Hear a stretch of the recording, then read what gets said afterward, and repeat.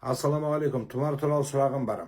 Қай кезде жазылады, керек па, керек емес па? Тұмар кішкентай сәби балаға жазамыз. Кішкентай балаға. Ләличкаға жазуға болады. Өйткені тілімен айтамайды. Я Алла, құл ағузу бираббил фалақ деген оқи алмайды, Нас сүресін оқи алмайды, оны ше. Соған жазуға болады кішкентай балаға, ләличкаға. Қалған өсіп кеткен адамдарға ләличкадан өсіп кеткеннен кейін болды, саған жазуға болмайды. Неге? Өйткені сол тұмардағы бар нәрсені тіліңмен айтып өзің оқу керексің. Мысалы, тұмарға не жазылады? Тұмарға Құранның аяты жазылады. Не? Хадистегі дұға жазылады. Басқа бір секретный, адам білмейтін японский космостан бір бәлелер жазылмайды. Сол Құрандағы аят, сүннетте келген дұғалар жазылады. Сен оны оқымайсың, жүрегіңде жоқ, бірақ мойныңда салақтап тұрғанда пайда бар ма? Мысалы, қарның ашып өлейін деп тұрсың, бірақ нанды мойныңа тағып аласың, бүйтіп аккуратно сыртына кожаный нанға чехол жасап, сол нанның кожаный чехолын мойныңа іліп аласың бүйтіп. Пайдасы бар ма саған? Өліп қаласың ба? Өліп қаласың. Нанның пайдасы болмай ма? Болмайды. Сол витамин керек болып тұр саған, сәбіздің. Сәбізде көп витамин керек болып, бірақ сәбіз жемейсің сен. Мойныңа сәбіз тағып жүрсің. Или құлағың үстіне іліп қойсаң сәбізді. Пайдасы бар ма? Пайдасы жоқ. Көрдіңіз ба?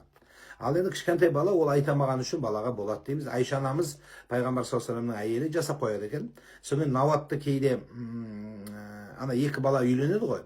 Үйленген кезде некеге дейді наватқа тәтті суды беруді пайғамбардың әйелі шығарған. Бірақ жоқ ол исламда. Бірақ пайғамбар саллаллаху алейхи вассаламның бір жақсы ниет жасағанда бір кесеге кішкентай наватты сындырып, сол тәтті болсын осы екеуінің ортасы деп бергендігі кітаптарда келеді. Сондықтан Айша анамыздың жақсы амал үшін сол беріледі. Тұмар тура сол сияқты. Тұмар жақсы ниет, дұға, бірақ соны өзің айт сен. Ал енді тұмарды бүйтіп тұрып, үшбұрыштап тұрып, мойныңа тағып аласың. Қызық айтып берейін саған. Ең бұл тұмардың саған бәлесін айтып берейін, қай уақытта бәле болады басыңа. Бүйтіп тағып аласың. Ішінде Құранның аяты бар. Сөйтесің де мына треугольникпен неге барасың? Туалетке барасың. Туалетті қойшы енді, бопты мейлі. Онда да күнәһарсың енді мейлі. Шыққаннан кейінше өтірік айтасың, өсек айтасың, арақ ішкен жерге барасың, арақ ішкендермен бірге отырасың, мойныңда салаңдаған тұмар бар. Сондықтан тұмар тақпай-ақ қой.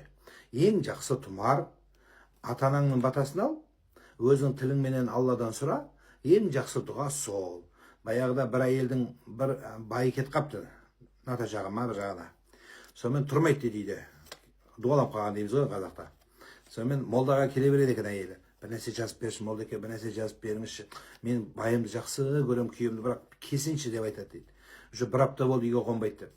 Сол молдекең айтады дейді, енді дәрет алып өзің Құдайдан сұра, мен не істеймін енді? Тұмар жазып беріңізші, тұмар жазып беріңізші деп. Қоймай қойыпты. Жарайды деп, мен тұмар жазам деп. Бірақ сен өзің Құдайдан сұра деп.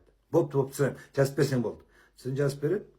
Жазып бергеннен кейін тұмарды үйге келіп қойып, намазды оқып жатқанда күйеу кіріп келіпті, кешір жаным, кешір, дуалап қалдым ба, білмеймін, қойдым деп. Күйеуін құшақтап үйге кіргізіп шай ішіп, мәз әйел күйеу қайтып келді, тұмар орындалды деп. Молдаға келіпті, молдеке, рахмет, міне көрдіңіз ба, айтып едім ғой сізге, тұмар жазып бер деп едім, күйеуім келді депті. Сол молда айтады дейді, ол менен емес, сенің дұғаңнан, сенің жақсылығыңнан, сенің тахаджуд намазыңнан деп айтты. Сөйтсе, мен қайдан білейін оны? Тұмардан ғой деп, тұмарды ашып қарашы депті. Тұмарды ашып қараса, бүйтіп жазып қойыпты молдекең. Аятта емес, сүреді емес. Байың келмесе не істеймін деп жазып қойыпты. Просто так, байың келмесе мен не істеймін деп жазып қойған екен. Сондықтан айналып кетейін, тұмары өздеріңіз оқу. Барлығын ширкке апарып тірей бермеңдер, анау болса ширк, мынау болса ширк. Мен әдейілеп ширк деген сөз қосқан жоқпын. Өйткені қазір бір 4 кітап оқыса болды, ширк деп барлығын кәпір қылып қой басында қатырма. Тұмардың бәрі ширк бола бермейді. Бірақ қалай болғанда да айналайын, әркім өз маман болу керек.